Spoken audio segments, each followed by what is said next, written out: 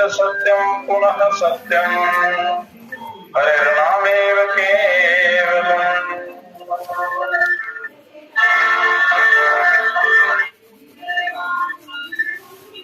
सा गुरुः सा पिता चापि सा माता मातुः सः शिक्ष्ये चेत् सदा स्मर्तुम् हरिर्नामेव केवलम्। निःश्वासे न हि विश्वासः कदा रुद्धो विवश्यते एतन्नियमतो बाल्याद्धेनामेव केवलम्। हरि सदा वसेत् तत्र यत्र भागवतायनः गायन्ति भक्तिभावेन हरिर्नामेव केवलम्। अहो दुःखं महादुःखं दुःखात् दुःखं यतः काचार्थं विस्मृतं रत्नं हरिर्नामेव केवलम्।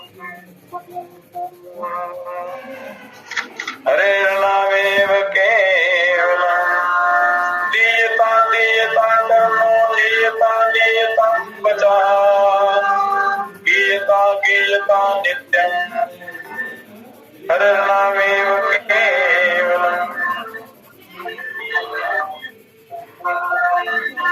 त्रीणीकृत्यं जगत् सर्वं राजते सकलोपरि चिदानन्दमयं शुद्धं हरिर्नामेव केवलम्।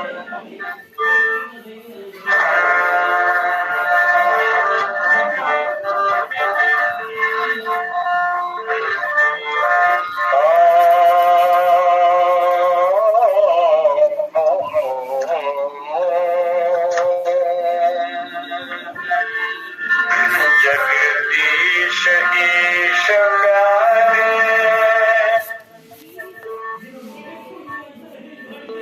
हृदय में मेरे आजा तेरा स्वरूप पूर्ण मुझको प्रभु दिखा दे।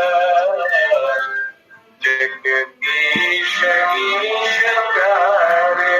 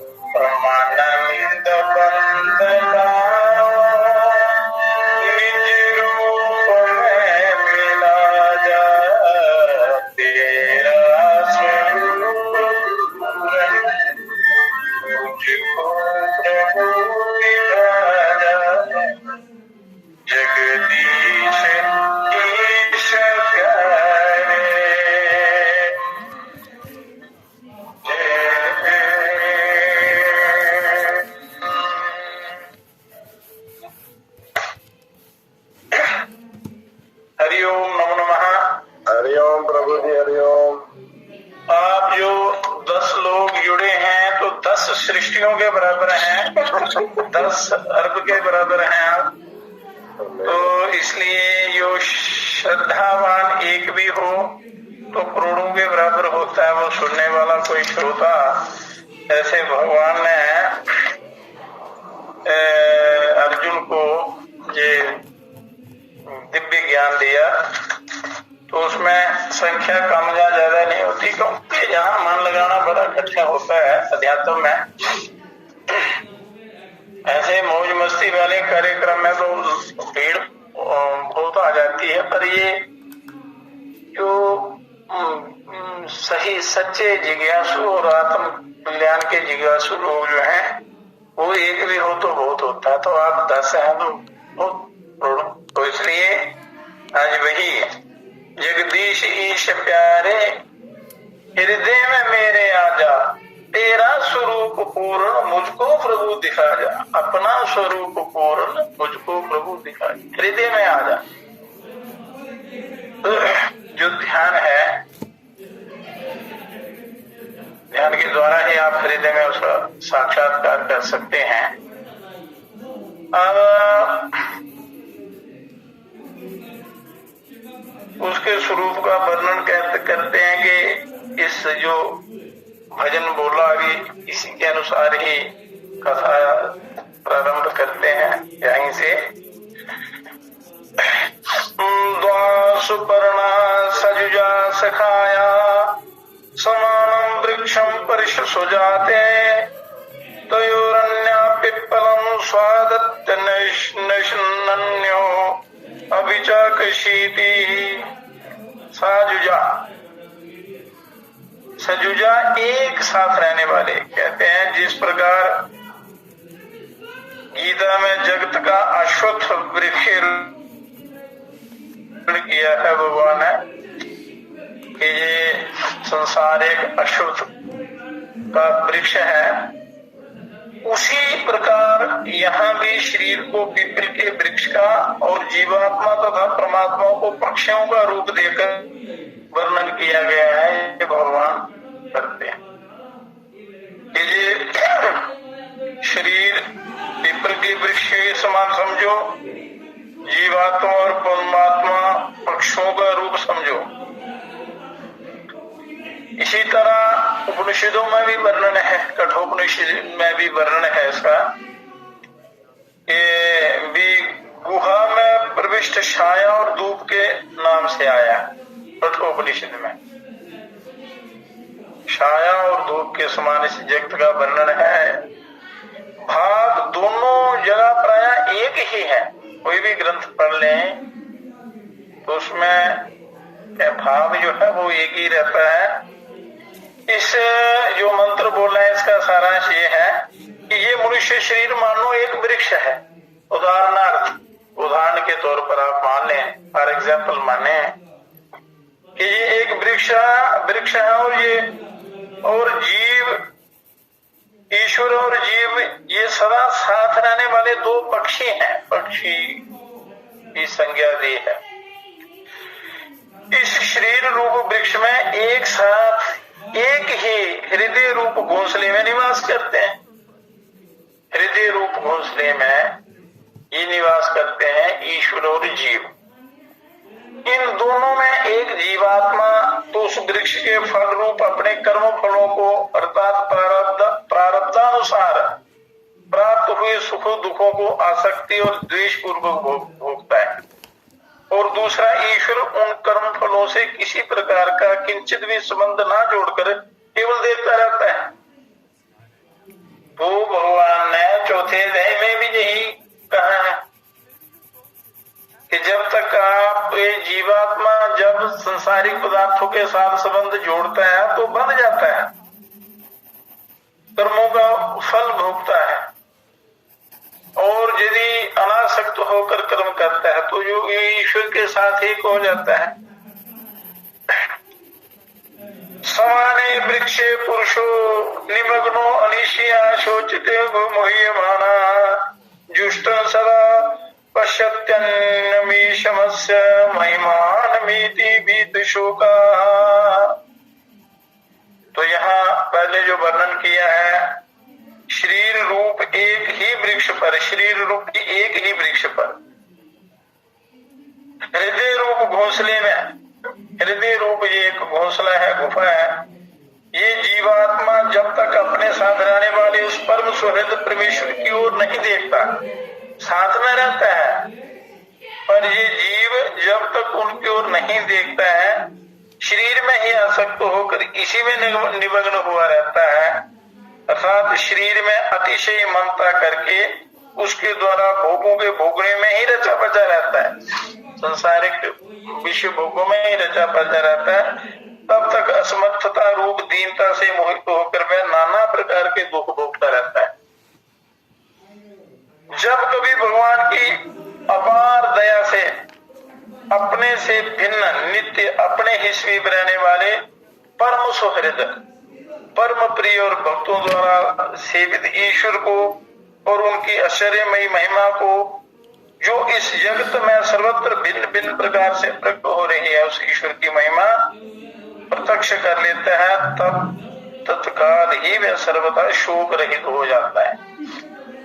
अब कहते हैं कि ईश्वर के स्वरूप का वर्णन करते हुए उन्हें जान लेने का वर्णन करते हैं।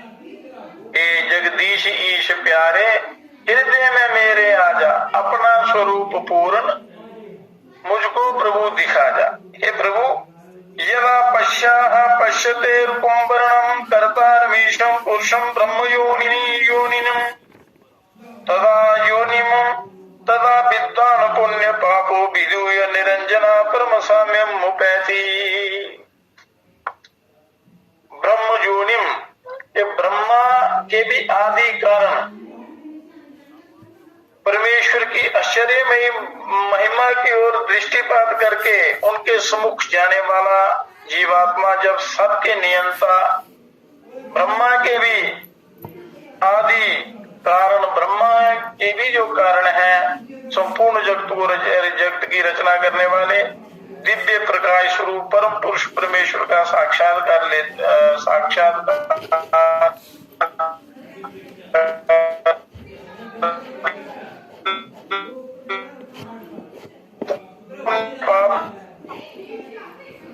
परम निर्मल हुआ ज्ञानी भक्त सर्वोत्तम समता को प्राप्त हो जाता है। उस समयोग को जो दूसरे अध्याय में वर्णन किया था, समयोग का, भगवान ने उस ब्रह्म योग को प्राप्त हो जाता है। तो गीता के 12वें अध्याय में इस समता का कई प्रकार से वर्णन किया गया है। आगे जब अगले अध्याय आएंगे तो वहां पूरा वर्णन आएगा। अब कहते हैं कि प्राणो हेषा यह सर्वभूतैर्विभाति बीजानन विद्वान भवतेन्नातिवादी आत्मक्रीड आत्मरति ही क्रियावानेशम ब्रह्मविदं वरिष्ठः। ये सर्वव्यापी परमेश्वर ही सबके प्राण हैं, और जिस प्रकार शरीर की सारी चेष्टाएं, सारी जितनी भी हरकत होती है शरीर में प्राण के द्वारा होती है, और उसी प्रकार इस विश्व में भी जो कुछ हो रहा है वो परमात्मा की शक्ति से ही हो रहा है, और समस्त प्राणियों में भी उन्हीं का प्रकाश है। सब जगह, सब लोकों में, सूर्य चंद्रमा में भी उन्हीं का प्रकाश व्याप्त हो रहा है, और वे ही उन प्राणियों के द्वारा प्रकाशित हो रहे हैं। और इस बात को समझने वाला ज्ञानी भक्त कभी बढ़ बढ़कर बातें नहीं करता है, जो समझता है पते की बात करता है, ज्ञानकारी की बात करता है, क्योंकि वह जानता है कि उसके अंदर भी उन सर्वव्यापक परमात्मा की ही शक्ति अभिव्यक्त है। फिर वह किस बात पर अभिमान करे। मैं तो लोक संग्रह के लिए भगवत आज्ञा अनुसार, ईश्वर की आज्ञा अनुसार अपने वर्ण आश्रम के अनुकूल कर्म करता हुआ सबके आत्मा अंतर्यामी भगवान में ही क्रीड़ा करता है, वर्ण और आश्रम और कुल मर्यादा के अनुसार। ये नहीं है कि आप ब्रह्म ज्ञानी हो गए, मर्यादाएं छोड़ दो, जो मन में आए वो करो, ऐसा नहीं। वह सदा भगवान में ही रमण करता है, ऐसा ये भगवान का ज्ञानी भक्त ब्रह्म वेदों में भी अति श्रेष्ठ और गीता में भी सबको वासुदेव रूप देखने वाले ज्ञानी भक्त को महात्मा और सुदुर्लभ बताया गया, बड़ा दुर्लभ बताया गया। उन परमात्मा की प्राप्ति के साधन बताते हैं, जो ईश्वर की प्राप्ति जो आपके अंदर तू है दया निदाना सब विश्व में समाना नित वेद गुण बखाना दर्शन मुझे दिला जा तेरा स्वरूप पूर्ण मुझको प्रभु दिखा जा। अब उसके स्वरूप को देखने का एक उपाय बताते हैं। सत्येन लभ्य तपसा हेषा आत्मा सम्यक ज्ञानेन ब्रह्मचर्येन नित्यम अंता शरीरे ज्योतिर्मयो हि शुभ्रो यम पश्यन्ति यत्याह खीन दोषा। ये सबके शरीर के भीतर हृदय में विराजमान परम विशुद्ध प्रकाशमय ज्ञान स्वरूप परम ब्रह्म परमात्मा, जिनको सब प्रकार के दोषों से रहित हुए प्रयत्नशील साधक ही जान सकते हैं, जो उनकी प्राप्ति की या उनका उद्देश्य, उनकी प्राप्ति का उद्देश्य लेकर जो अनन्य भाव से साधना करते हैं वही जान सकते हैं। सदैव सत्य भाषण, सदा किसी भी प्रकार का कोई झूठे शब्द मुख से नहीं निकालने चाहिए। सदैव सत्य भाषण, सदा सत्य भाषण, मतलब ऐसा सत्य जिससे किसी का भी नुकसान ना हो। तपश्चर्या प्राप्त करना, संयम और स्वार्थ का त्याग और ब्रह्मचर्य के पालन से उत्पन्न यथार्थ ज्ञान द्वारा ही प्राप्त हो सकते हैं वो परमात्मा, और इससे रहित होकर जो भोगों में आ सकते हैं और भोगों की प्राप्ति के लिए नाना प्रकार के मिथ्या भाषण करते हैं और आसक्ति वश नियम पूर्वक अपने शरीर की धातु की अपने बल की रक्षा नहीं कर सकते, वे स्वार्थ परायण अविवेकी मनुष्य उन परमात्मा का अनुभव नहीं कर सकते, और क्योंकि वे उनको चाहते ही नहीं। अगर अंदर चाह हो, इच्छा हो, जिज्ञासा हो तो मनुष्य मिलते हैं। अब सत्य की महिमा बताते हुए किसी ने कल कहा था कि सत्यनारायण का क्या है, पूर्णमासी का क्या रहस्य है, कोई किसी ने किया था कोई प्रश्न। तो सत्यमेव जयति नानृतं सत्येन पंथा विततो देवयाना येन क्रमन्ते वृष्यो कर्मन्ते ऋष्यो आत्मकामः यत्र सत्य यत्र तत् सत्यस्य परमं निधानम। ये सत्य की ही विजय होती है, और सत्यनारायण का व्रत करने वालों की की ही विजय होती है, वही सत्य है। तो झूठ की नहीं। अभिप्राय यह है कि परमात्मा सत्य स्वरूप है वो, और अतः उनकी प्राप्ति के लिए मनुष्य में सत्य की प्रतिष्ठा होनी चाहिए, और परम सत्य की प्रतिष्ठा के लिए व्रत इत्यादि करते हैं। तो परमात्मा प्राप्ति के लिए तो सत्य अनिवार्य साधन है ही, बड़ा आवश्यक साधन है, और जगत में दूसरे सब कार्यों में भी अंततः सत्य की ही विजय होती है, झूठ की नहीं। तो जो लोग मिथ्या भाषण, दंभ और कपट से उन्नति की आशा रखते हैं, झूठ बोलकर, छल कपट करके, दंभ करके, वे अंत में बुरी तरह निराश होते हैं और कभी भी सुधरने का मौका नहीं मिलता। कभी भी उनको सुधार का मौका नहीं मिलता, और मिथ्या भाषण और मिथ्या आचरणों में भी जो सत्य का आभास है, जिसके कारण दूसरे लोग उसे किसी अंश में सत्य मान लेते हैं, उसी से कुछ कहने का लाभ सा हो सकता है, हो जाता है, परंतु उसका परिणाम अच्छा नहीं होता झूठ का। तो अंत में सत्य ही रहता है और झूठ ही। तो इसी से बुद्धिमान मनुष्य सत्य भाषण और सदाचार को ही अपनाते हैं। सदाचार को अपनाना, सत्य भाषण करना, यही सत्यनारायण का व्रत है, और झूठ का त्याग करना, क्योंकि जिनकी भोग वासना नष्ट हो गई है ऐसे पूर्ण काम ऋषि लोग जिस मार्ग से वहां पहुंचते हैं और जहां इस सत्य के परमाधार परम ब्रह्म परमात्मा स्थित हैं रहते हैं, वह देवयान मार्ग अर्थात उन परमदेव परमात्मा को प्राप्त करने का साधन रूप मार्ग सत्य से ही परिपूर्ण है और उसमें असत्य भाषण और दंभ कपट आदि असत्य झूठे आचरणों के लिए स्थान नहीं है। तो इसलिए ये सत्य की परिभाषा हुई। तो आप इन साधनों से प्राप्त होने वाले परमात्मा के स्वरूप का पुनः वर्णन करते हैं। कहते हैं ब्रह्च तदिव्यम अचिंत्य रूपम सूक्ष्मच तत् सूक्ष्म तरम विभाति दूरात् सुदूरे तदिहांतिके च पश्यति स्वहैव निहितं गुहायामम्। ये वह परम ब्रह्म परमात्मा सबसे महान दिव्य अलौकिक और अचिंत्य स्वरूप है और अर्थात उनका स्वरूप मन के द्वारा चिंतन में आने वाला नहीं, मन के द्वारा नहीं आ सकता। अतः मनुष्य को श्रद्धा पूर्वक परमात्मा की प्राप्ति के पूर्व कथित साधन में लगे रहना चाहिए। इन साधनों में जो बताए हैं उन साधनों में लगे रहना चाहिए। साधन करते करते वह परमात्मा अचिंत्य और सूक्ष्म से भी अत्यंत सूक्ष्म होने पर भी स्वयं अपने स्वरूप को हृदय में प्रकाशित कर देते हैं। जगदीश ईश प्यारे हृदय में मेरे आजा अपना स्वरूप पूर्ण मुझको प्रभु दिखा जा। तो परमात्मा हृदय में प्रकाशित हो जाते हैं और परमात्मा सर्वत्र परिपूर्ण है, ऐसा कोई भी स्थान नहीं जहां वह ना हो।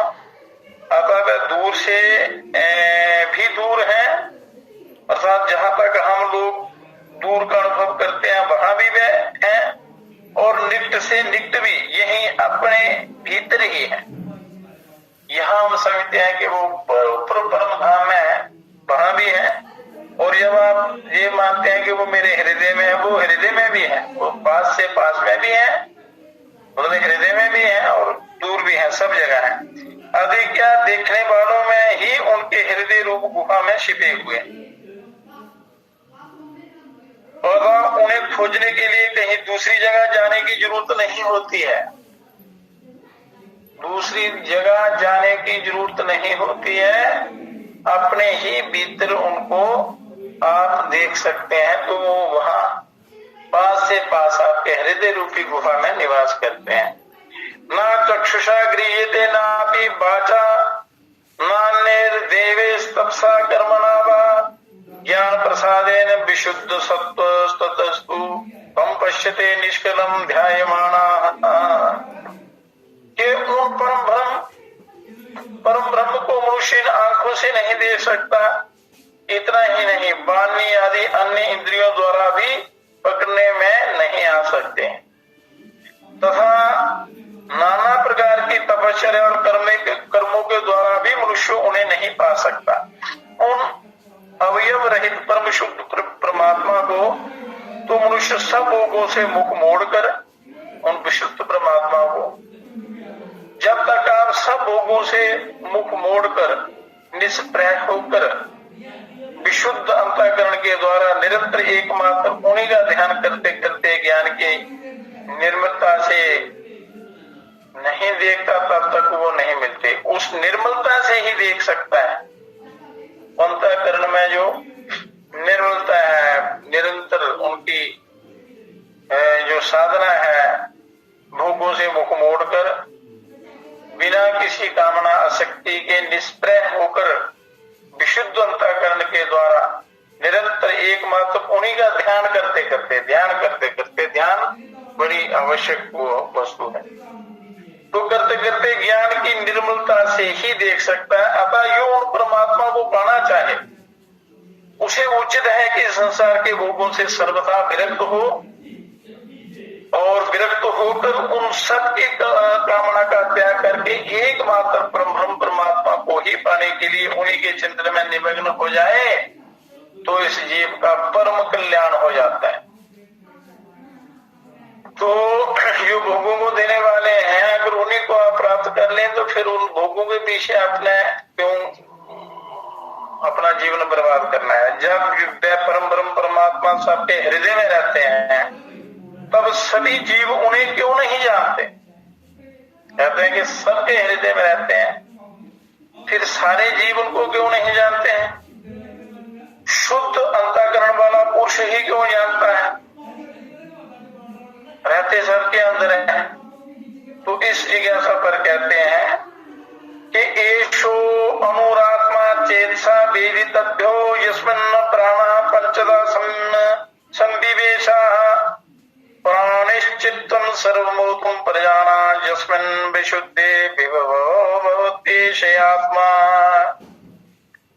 कि जिस शरीर में प्राण अपान व्यान समान और उदान 5 प्रकार के वायु, इन 5 वेदों वाला प्राण प्रविष्ट होकर उसे चेष्टा युक्त कर रहा है, ये 5 प्राण है।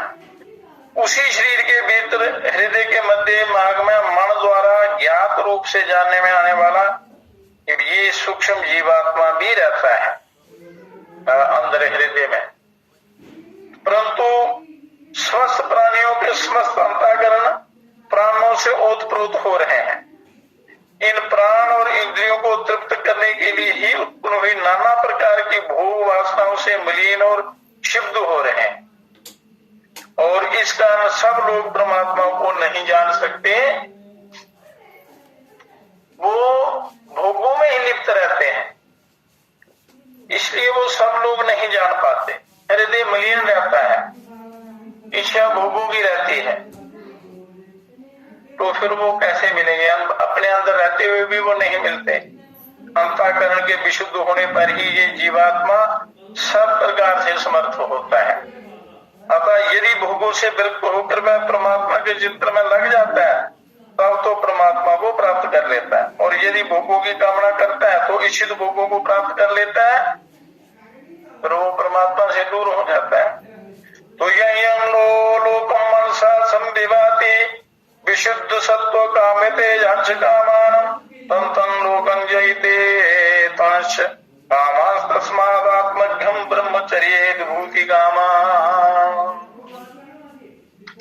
के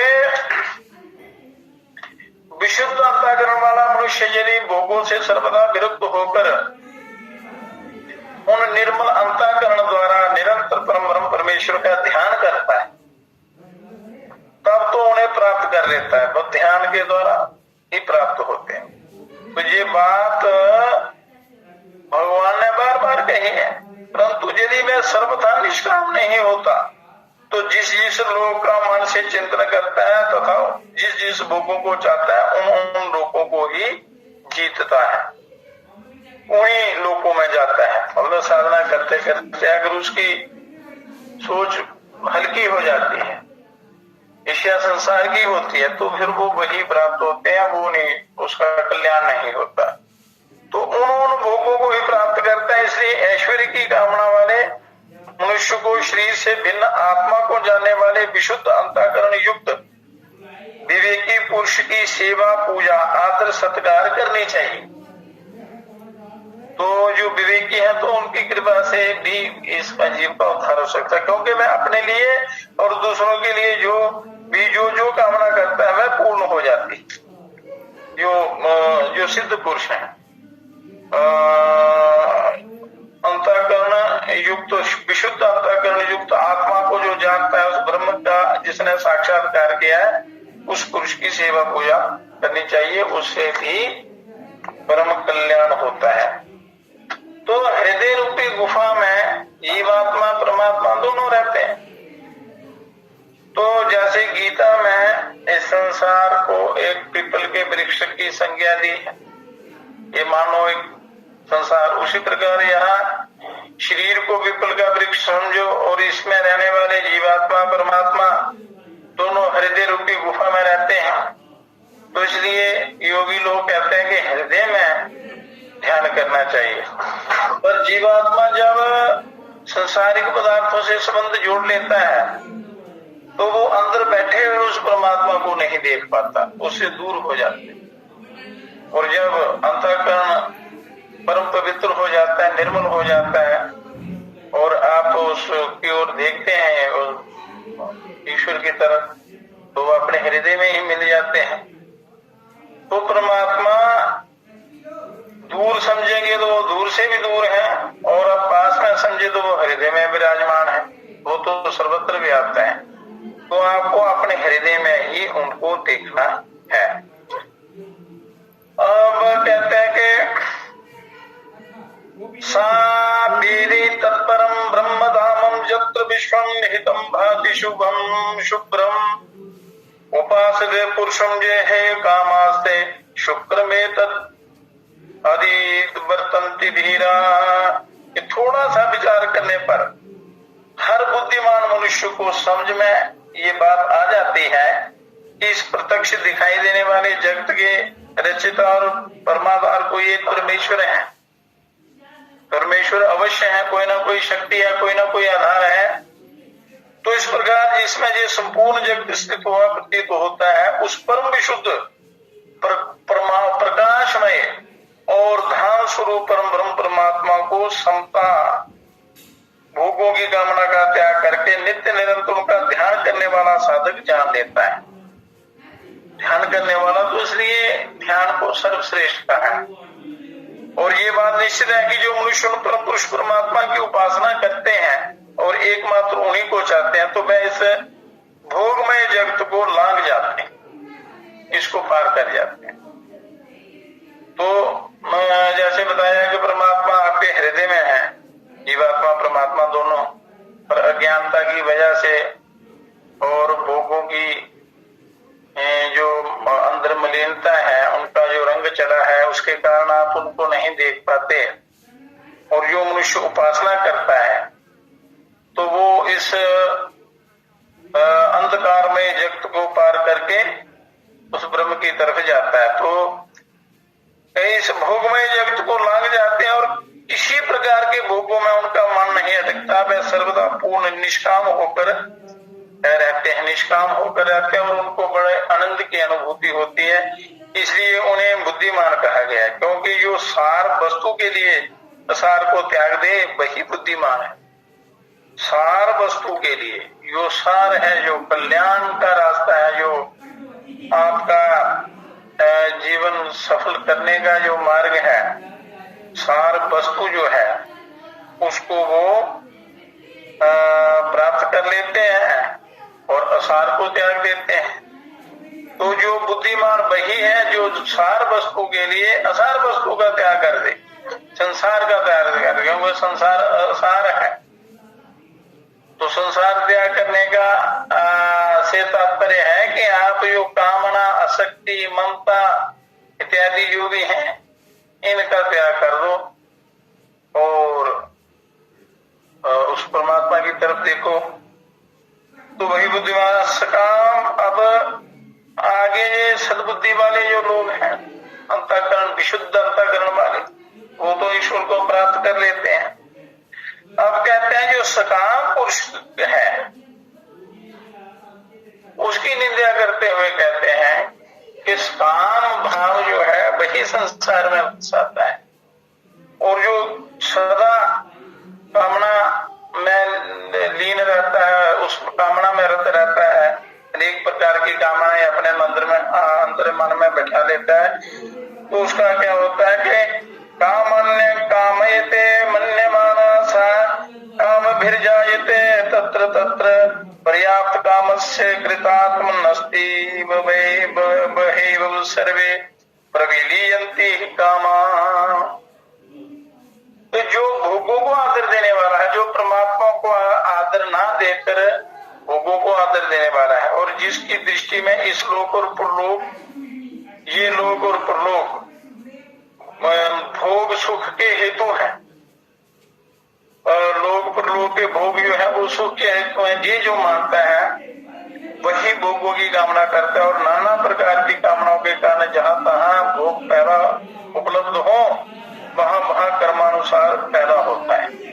परंतु जो भगवान को जाने वाले, भगवान के प्रेमी भक्त पूर्ण काम हो गए हैं, इस जगत के भोगों से उब गए हैं, उन विशुद्ध अंतःकरण वाले भक्तों की समस्त क्रियाएं इस शरीर में ही विलीन हो जाती हैं और स्वप्न में भी उनकी दृष्टि भोगों की ओर नहीं जाती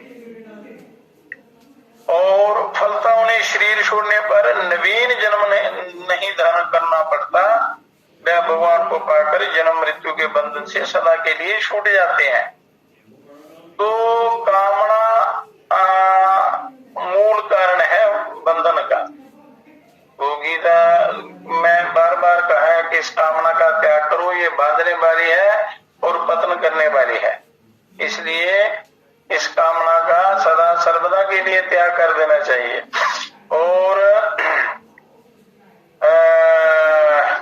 प्राप्त सामग्री के द्वारा उनका सदुपयोग करते हुए जो आपको प्राप्त परिस्थिति अच्छी, अनुकूल या प्रतिकूल जो भी परिस्थिति आती है उसका ज्ञान पूर्वक उसका सदुपयोग करते हुए अपना जीवन आपने पवित्र बनाना है। तो नई महात्मा प्रवचने न लभ्यो न मे ध्यान बहुना श्रुतेनम जे में वेख वृणुते तेन लभ्य तस्येष आत्मा विवृणुते तनु स्वामम। तो यहाँ ये बात समझाई गई है कि वह परमात्मा नाम तो उनको मिलते हैं जो शास्त्रों को पढ़ सुनकर लच्छेदार भाषण में परमात्मा तत्व का नाना प्रकार से वर्णन करते हैं और साधना करते ही नहीं है, ना शिष्यों को साधना पथ पर चलाते हैं, ना उन तर्कशील बुद्धिमान मनुष्यों को ही मिलते हैं जो बुद्धि के अभिमान में प्रमत्त हुए तर्क के द्वारा विवेचन करके उन्हें समझने की चेष्टा करते हैं, और ना उनको ही मिलते हैं जो परमात्मा के विषय में बहुत कुछ सुनते रहते हैं। वह तो उसी को प्राप्त होते हैं जिसको वह स्वयं स्वीकार कर लेते हैं। तो और वह स्वीकार उसी को करते हैं जिसको उनके लिए उत्कट इच्छा होती है। और आपके अंदर जब जिज्ञासा हो, उत्कट अभिलाषा हो, इच्छा हो, प्रबल इच्छा हो, तो परमात्मा उन्हीं को मिलते हैं, उसी को स्वीकार करते हैं। तो आपके अंदर वो होनी चाहिए। उसके लिए जब उत्कट इच्छा होगी तो आप साधन करेंगे, प्राप्ति का जब साधन करेंगे तो वो मिल जाएंगे, वो स्वीकार कर लेंगे परमात्मा। तो जो उनके बिना नहीं रह सकता, जो प्रभु के बिना नहीं रह सकता, उसको उत्कट उनको प्राप्त करने की अभिलाषा रहती है, तो परमात्मा उसको स्वीकार करते हैं। परंतु जो अपनी बुद्धि या साधन पर भरोसा ना करके केवल उनकी कृपा की ही प्रतीक्षा करता है, ऐसे कृपा निर्भर साधक पर परमात्मा कृपा करते हैं। साधन करते रहना है पर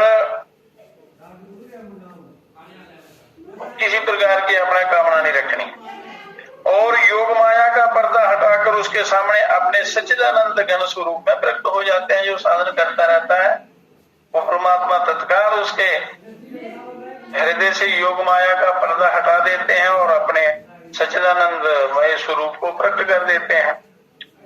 तो नई महात्मा बलहीन न लभ्यो न च प्रमादात दर्शो वाप्य लिंगात एते रूपाय यत देयस्तु विद्वांस तस्य शेषम आत्मा विष्टे ब्रह्मधामम। सबके आत्मा रूप ब्रह्म परमेश्वर उपासना रूप बल से रहित मनुष्यों द्वारा नहीं प्राप्त किए जाते। उपासना रूप बल से रहित उपासना करनी पड़ती है।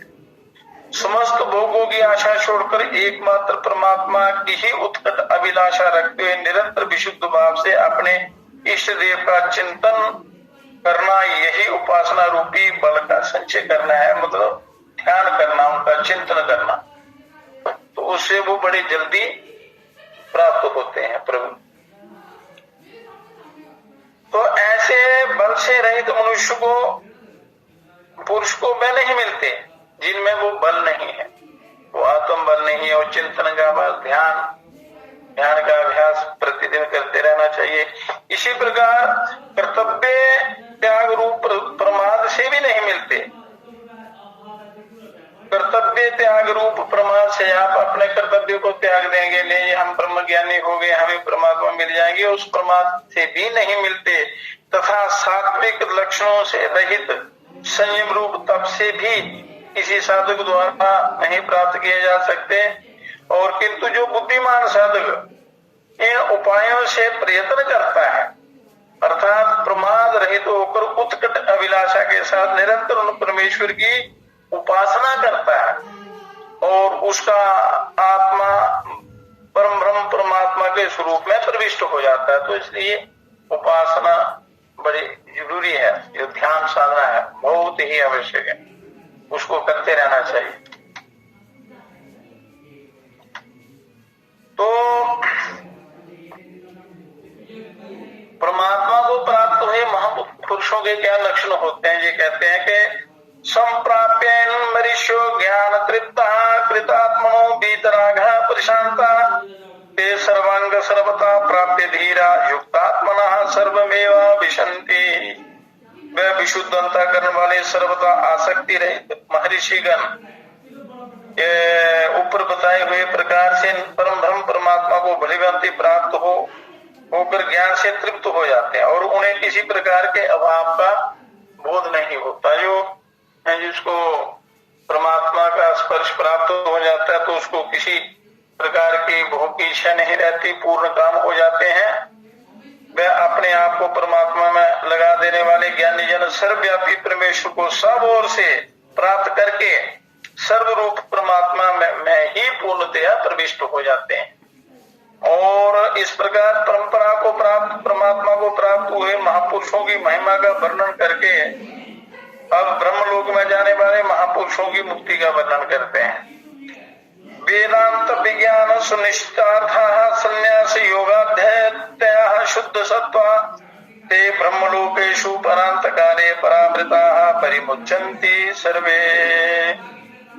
कि जिन्होंने वेद शास्त्र के सम्यक ज्ञान द्वारा उसके अर्थरूप परमात्मा को भलीभांति निश्चय पूर्वक जान लिया है, समझ लिया है और कर्म फल तथा कर्म फलाशक्ति के त्याग रूप योग से जिनका अंतःकरण सर्व शुद्ध हो गया है, सर्वथा शुद्ध हो गया है सदा के लिए, ऐसे सभी प्रयत्नशील साधक मरण काल में शरीर का त्याग करके परम ब्रह्म परमात्मा के परम धाम में जाते हैं और वहीं परम अमृत स्वरूप होकर संसार बंधन से सर्वथा मुक्त हो जाते हैं, सदा के लिए मुक्त हो जाते हैं।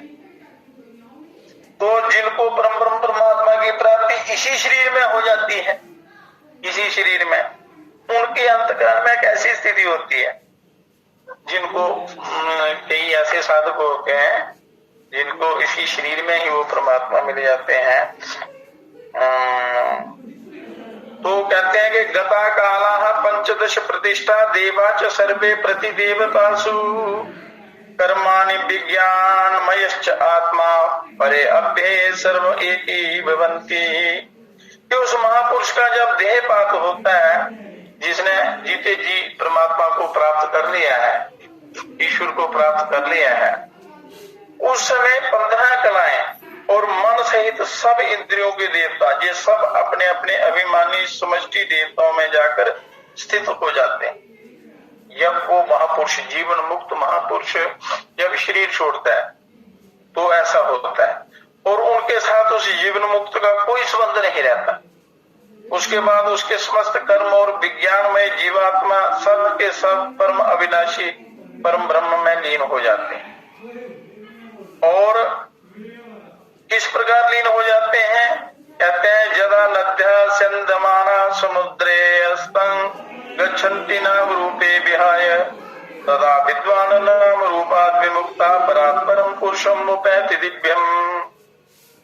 कि जिस प्रकार बहती हुई नदियां अपना अपना नाम रूप छोड़कर समुद्र में विलीन हो जाती हैं, वैसे ही ज्ञानी महापुरुष नाम रूप से रहित होकर परात्पर दिव्य पुरुष परम ब्रह्म परमात्मा को प्राप्त हो जाता है, सर्वतो भाव से उन्हीं में विलीन हो जाता है। सायोहावै तत्परमं ब्रह्म वेद ब्रह्मेव भक्ति नाशा ब्रह्म वित्कुले भक्ति तरति शोकं तरति पापमानं भूया गुहा ग्रंथिभ्यो विमुक्तो अमृतो भक्ति। ये बिल्कुल सच्ची बात है कि जो कोई भी उस परम परमात्मा को जान लेता है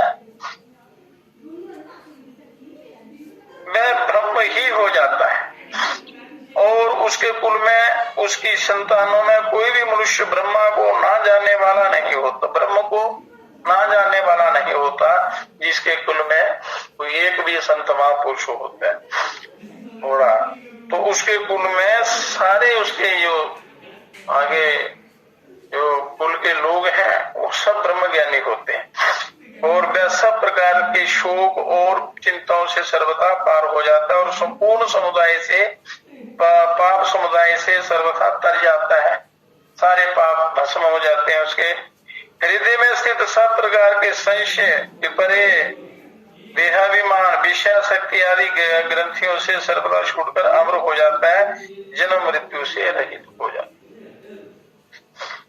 और आगे कहते हैं कि ब्रह्म विद्या का अधिकारी कौन है? तो क्रियावंता श्रोत्रिया ब्रह्मनिष्ठा स्वयं जुहवत एक ऋषि श्रद्धंता तेषाम वेदम ब्रह्म विद्या वदेत शिरोव्रतम विधि वदेत सुजीर्णम।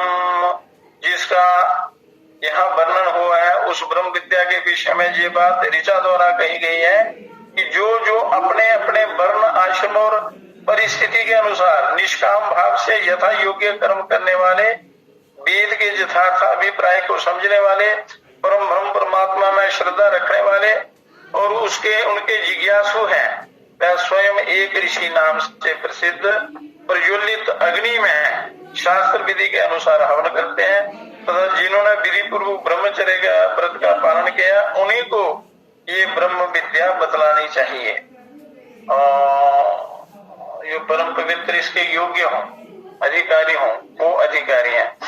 और उस तदे तत् सत्यम ऋषिरंगिरः पुरोवाच नैतदीचीर्नवरतो अधीते नमः परम ऋषिभ्यो नमः परम ऋषिभ्यः।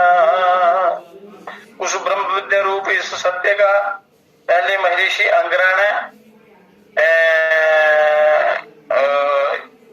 जिसका वर्णन हुआ उस प्रकार से शौनक ऋषि को उपदेश दिया था और जिसने विधि पूर्वक ब्रह्मचर्य व्रत का पालन नहीं किया हो वह इसे नहीं पढ़ पाता, अर्थात इसका गूढ़ अभिप्राय नहीं समझ सकता। जिसने उस अपने सत्य का सत्याचरण नहीं किया है, सदाचार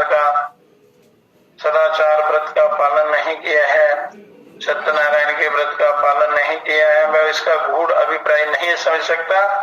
परम ऋषियों को नमस्कार है, परम ऋषियों को नमस्कार है। इस प्रकार 2 बार ऋषियों को नमस्कार करके इस प्रसंग की समाप्ति की सूचना दी जाती है। जब 2 बार ऋषि को प्रणाम कर दिया जाए, भगवान का नाम ले लिया जाए अंत में, तो इस प्रकार ये आज का सत्संग यहाँ समाप्त हुआ। बाकी कथा कल करेंगे या कुछ और सुनना है?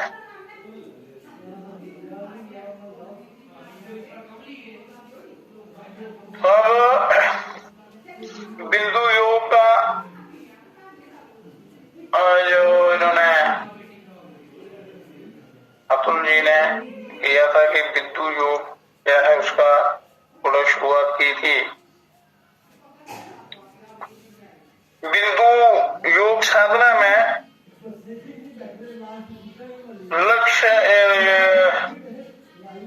लक्ष्य योग के 5 वेद हैं।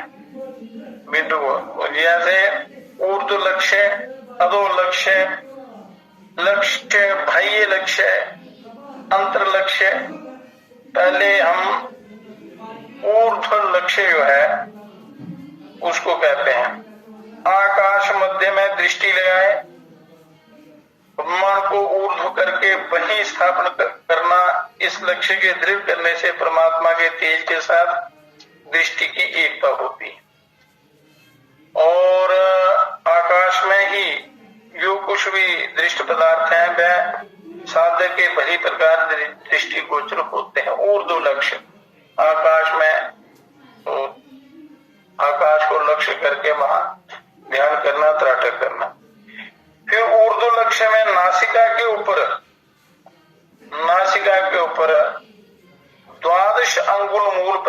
दृष्टि करनी चाहिए नासिका के अग्रभाग में, नासिका के अग्रभाग में दृष्टि करे, ये बिंदु योग में आता है। इन दोनों लक्ष्यों के दृढ़ करने से दृष्टि स्थिर हो जाती, पवन स्थिर हो जाती है, आयु बढ़ती है। और ये दोनों ही बाह्य लक्ष्य भी हैं। बाह्य अंतर में आकाश हो तो शून्य लक्ष्य करना चाहिए, बाह्य और अंतर लक्ष्य में अगर आकाश हो, खाली जगह हो तो शून्य लक्ष्य करना चाहिए। जागृत दशा, चलने की दशा, भोजन दशा, स्थिति के समय सब स्थानों में शून्य ध्यान के करने से स्थिरता प्राप्त होती है, कोई विकार नहीं रहता। शून्य में चले जाना, बिल्कुल वृत्तियों की तरफ देखना ही नहीं है, बिल्कुल शून्य का ध्यान करना है, खाली उसका। तो अब कहते हैं इदानी राज योग युक्त से शरीरे चाचिन्हं तथ्यते तत्सर्वं सर्वत्र पूर्णो भक्ति पृथिव्या दूरे तिष्ठति पृथिव्या व्याप्य तिष्ठति जैसे जन्म मरणे न सा सुखं न भक्ति कुलं न भक्ति शीतलं न भक्ति स्थानं न भक्ति अथ सिद्धस्य मनो मध्ये ईश्वर स्वरूपी प्रकाशो निरंतरम प्रत्यक्षो भक्ति साचा प्रकाशो न शीतो न चेष्णो न श्वेतो न पीतो भक्ति तस्य न जातिर्न किंचित चिन्नम अयम च निष्कलो निरंजनाः अलक्ष्य भक्ति अथ च फलम देन द्वंदेन कामन्या देर्यस्य इच्छा न भक्ति। अब रायो ये बिंदु योग हो गया, जैसे नासिका के अग्रभाग में देखते रहना, और ऐसे भी वो ध्यान जो है चित्त स्थिर होता है, ध्यान लगता है, बड़ा अच्छा। अब राय योग युक्त पुरुष के शरीर के चिन्ह कहते हैं कि वह अंगों से सर्वत्र पूर्ण होता है। राय योग का अभ्यास करने वाला पृथ्वी की गुफा में रहता है, पृथ्वी में भी व्याप्त होके रहता है, और उसके जन्म मरण नहीं होता, सुख दुख नहीं रहता, कुल नहीं होता, शीतल नहीं होता, स्थान नहीं होता, और सिद्ध के मन में निरंतर ईश्वर संबंधी प्रकाश होता है, और वह प्रकाश प्रत्यक्ष होता है। वह प्रकाश ना ठंडा ना गर्म ना श्वेत ना पीत और ना उसकी जाति ना कोई चिन्ह होता है। ये निष्कल निरंजन और अलक्ष्य होता है, और किसी प्रकार के फल तथा द्वंद आदि भी नहीं होते, और कामनी आदि की भी उसको इच्छा नहीं रहती, किसी प्रकार की इच्छा नहीं रहती, पूर्ण काम रहता है, वो अपने उस ब्रह्मानंद में रहता है, उस शून्य में ही रहता है। अब कहते हैं कि और भी राजयोग के चिन्ह कहते हैं कि जिसको राज्यादि के लाभ में भी कुछ फलालाभ नहीं होता, उसको राजा चक्रवर्ती राजा भी बना दो, इंद्र पद भी दे दो, उसमें भी वो खुश नहीं होता, उसको भी उसमें इच्छा नहीं करता। हानि से भी मन के बीच में कुछ दुख नहीं होता, ना कोई तृष्णा होती है, ना किसी पदार्थ में अनिच्छा होती है, ना इच्छा होती है, ना अनिच्छा होती है, किसी पदार्थ का मन में अनुगामी नहीं होता। अब फिर राय योग कहते हैं जिसका मन मुनि विद्वान पुरुषों में शत्रु मित्रों में समान होता है, सब में समान होता है, किसी के प्रति राग द्वेष नहीं होता, समान दृष्टि होती है, सब पृथ्वी में गमन करने और सुख भोग से जिसके मन में कर्तृत्वपन का अभिमान नहीं होता है, और लोक में अपना कर्तापन विख्यात नहीं करता, अर्थात किसी कर्म में जिसके कर्तापन का अभिमान नहीं है, वह भी राजयोगी कहा जाता है, वह भी राजयोग कहा जाता है, उसका करने वाला राजयोगी होता है। तो राजयोग ये सर्वोपरि योग है। अब कहते हैं नवीनानि पटसूत्रमय दीर्घानि वस्त्राणि अथवा जीर्णानि छिद्राणि गिरतानि कस्तूरी चंदन लेपेर्वा कर्दम लेपेन यस्य मनसि हर्ष शोको नास्ताः एवात्र तिष्ठति यस्य जन्म मरणे नास्ताः सुखं न भक्ति कुलं न भक्ति शीलं न भक्ति स्थानं न भक्ति राजयोगा नर मध्ये अथ च वन मध्ये युद्धे संग्राम मध्ये वा यस्य मना भयपूर्ण वाना भक्ति सोपि राजयोगः कथ्यते। ये नवीन पटसूत्र के ब्रह्म धारण करने से अथवा पुराने फटे वस्त्र धारण करने से, कस्तूरी चंदन लेप अथवा कीच के लेप से जिसके मन में हर्ष शोक नहीं होता है और जो निश्चल रहता है, और जिस जिसको जन्म मर नहीं, संसारी सुखानुभव नहीं, कुल नहीं, शील नहीं, स्थान नहीं, किसी की अभिलाषा नहीं, वह राज योग युक्त है। मनुष्यों में, वन में, पशुग्राम में जिसका मन भय से युक्त नहीं होता, वह भी राज योग युक्त कहा जाता है, महाराज योगी कहा जाता है। तो अंतःकरण में वो ब्रह्म का प्रकाश हो जाता है, उसको किसी प्रकार का कोई भय नहीं रहता, वो राज योगी हो जाता है। अब योग कहते हैं कि निराकार नित्य वेद्य, निराकारो नित्यो वेद्य स एतादृशा आत्मनि मनो यस्य निश्चलं तिष्ठति तस्य आत्मना पुण्य पाप स्पर्शो न भक्ति उद्धित मध्ये स्थित तस्य पदम पत्रे यथोदकस्य स्पर्शो न भक्ति और तथैव आत्मनि यथा आकाश मध्ये पवना स्वेच्छा भ्रमति तथा यस्या मनः निराकार मध्ये लीनं भक्ति सा एव चर्या योगः। निराकार नित्य अभेद्य इस प्रकार से आत्मा में जिसका मन निश्चल होकर स्थित है, निश्चल होकर आत्मा में जो स्थित है, उसके आत्मा में पुण्य पाप का स्पर्श नहीं होता। जैसे जल में स्थित पद्म पत्र का जल से स्पर्श नहीं है, मतलब जल में रहते हुए भी जल से पैदा होता है वो कमल पत्ता, और उसको जल स्पर्श नहीं कर सकता, वो पत्ता गीला नहीं होता। इसी प्रकार आत्मा में पाप पुण्य का स्पर्श नहीं होता। जैसे आकाश में पवन स्वेच्छा से भ्रमती है, इसी प्रकार जिसका मन निराकार में लीन है उसी का नाम चर्या योग है। अब ग्रह योग कहते हैं, ग्रह योग कहते हैं इदानी ग्रह योगा कथ्यते रेचक पूर्क कुंभक इत्यादि प्रकारेण पवन साधनं कर्तव्यम् अथ च धौत्यादि षट् कर्म कारणात् शरीरस्य शुद्धिर्भवति सूर्यनाडी मध्ये पवना पूर्णो जला तिष्ठति तदा मानो निश्चलं भक्ति मनसो निश्चलत्वेन आनंद रूपं प्रत्यक्षं भासते हठ योग कारणात् मनः शून्य मध्ये लीनं भक्ति काला समीपे नागच्छति। ये कहते हैं कि रेचक पूर्वक कुंभ ये प्राणायाम की विधि है। रेचक पूर्वक कुंभक इत्यादि प्रकार से पवन का साधन करना चाहिए। रेचक पूरक कुंभक, रेचक श्वास को बाहर निकालना, रेचक श्वास को अंदर लेना, पूरक और श्वास को अंदर ही रोकना या बाहर रोकना, ये कुंभक कहलाता है। अंदर आभ्यंतरिक कुंभक, बाह्य कुंभक, ये तीन प्रकार का है। तो पवन का साधन करना चाहिए। धोती नेति वस्त्रिका इत्यादि त्राटक कपाल भाती ये जो है आदि शंख प्रक्षालन आदि षट कर्म से शरीर की शुद्धि होती है, ये बड़ी जल्दी शुद्धि होती है। जैसे अभी यहाँ लगाया था तो जिनको कुछ भी पता नहीं था, सदा बीमारियों में ग्रस्त रहते थे बच्चे, तो यहाँ उनको यौगिक षट कर्म भी ये करवाए सारे। नेति, सूत्र नेति, जल नेति, धोती जो वस्त्र खाते हैं 6-7 मीटर लंबा वस्त्र खा के अंदर की शुद्धि, और कुंजल क्रिया, शंख प्रक्षालन इत्यादि, प्राटक ध्यान, ये सब उनको सिखाया। 3 महीने में कायाकल्प होगी। आज वो सारा पूरा कोर्स करके अपने अपने घर में चले गए आज, और अगला भी ये 1 जनवरी से शुरू होगा अगला कोर्स। तो वैसे तो प्रतिदिन ये चलते रहते हैं। कहते हैं कि ये नेति, धोती आदि षट कर्म से शरीर की शुद्धि होती है। कफ, पित्त इत्यादि ये सारे निकल जाते हैं। जो विष बनते हैं अंदर, जो कैंसर तक जितने भी रोग हैं वो ये सब ठीक नहीं होते, जो साधना करता है।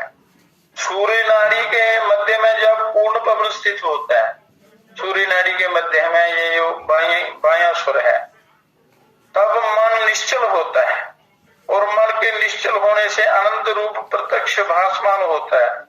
हठ योग के करने से मन शून्य में लीन होता है, इस कारण काल के समीप में नहीं आता।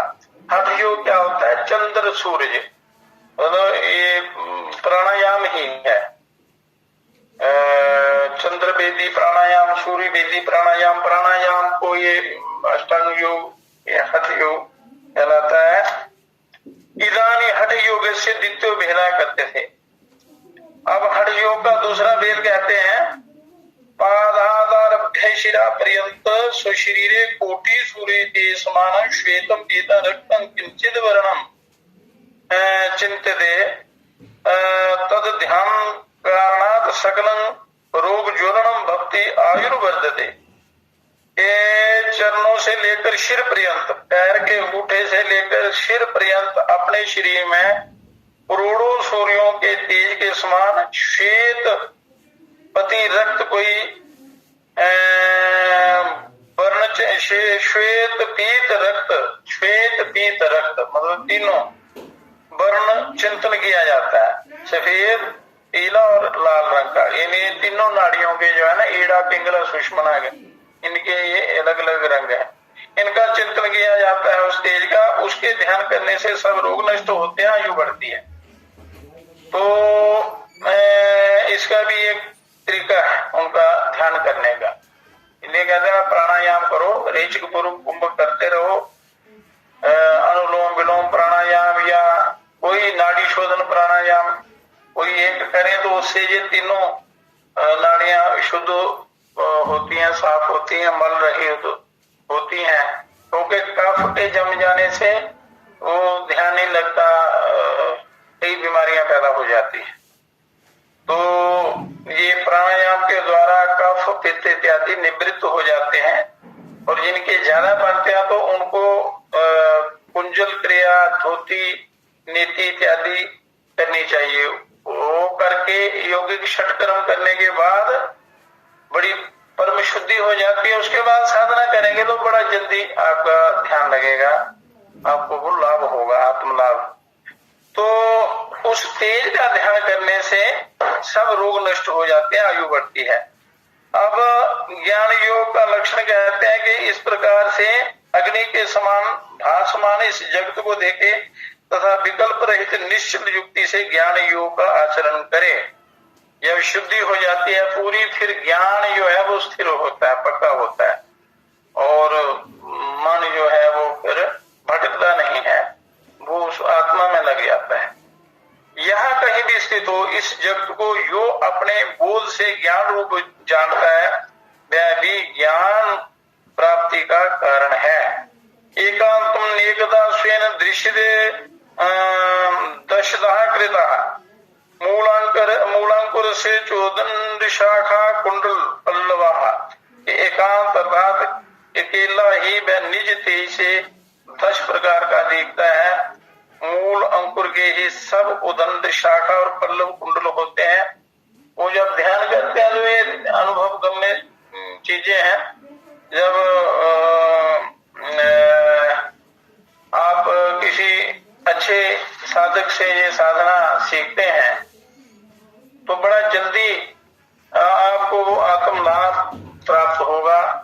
योग केवल सुनने में जो सुनते हैं उस ध्यान के वैभव या ध्यान का जो फल होता है, ईश्वर ब्रह्म का प्रकाश जो प्राप्त होता है, आत्मानुभव होता है। तो यदि आप साधना करेंगे तो आप प्रत्यक्ष अनुभव हो, जो बातें हैं जो सुना है वो प्रत्यक्ष में भाषित होता है, प्रत्यक्ष रूप में। तो वो बड़ा जल्दी कल्याण हो जाता है, इस जीव का उद्धार हो जाता है। तो इस प्रकार मनुष्य को अपने कल्याण के साधन जो है वो करते रहना चाहिए, उसमें प्रयासरत रहना चाहिए। कोई एक भी रास्ता आप पकड़ लें उससे भी परम कल्याण हो जाता है।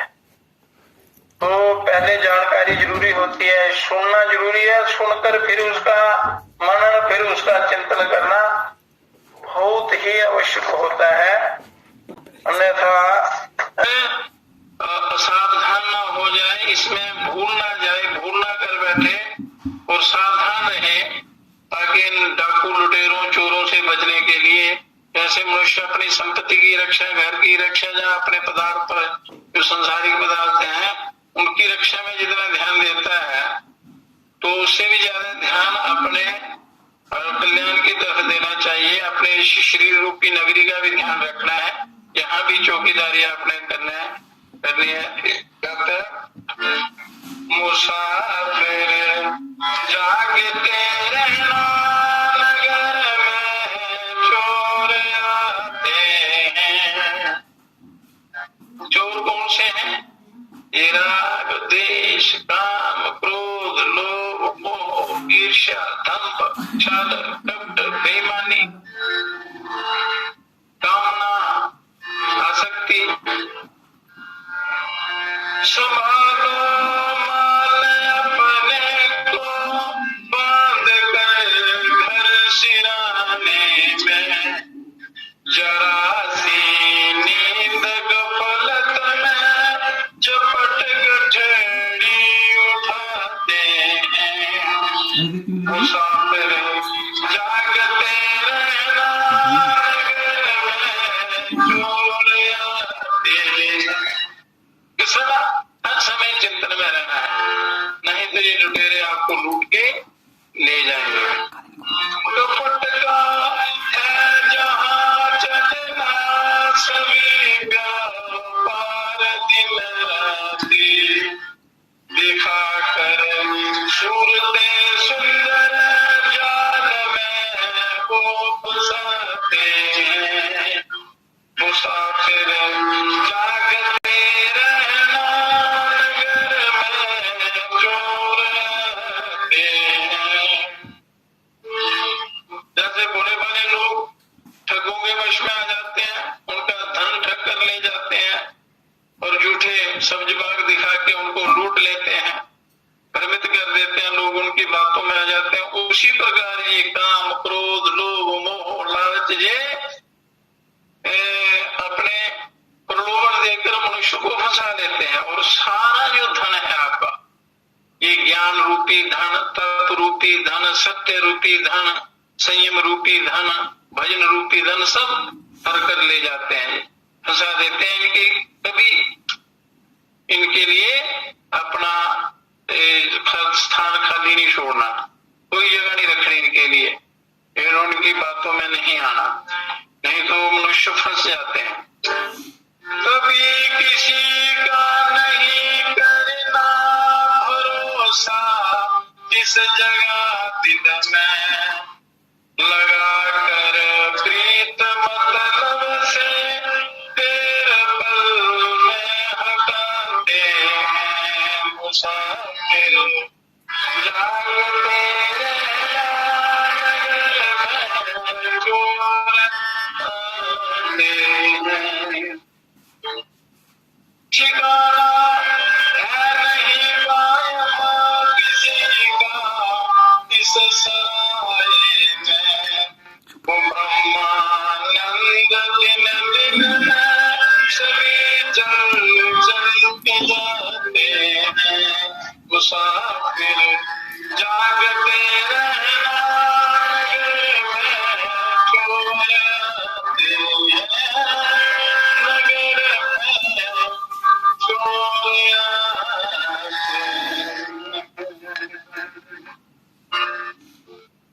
इस शरीर रूपी नगरी को आपने बचाना है इन दुष्टों से, इन पापियों से।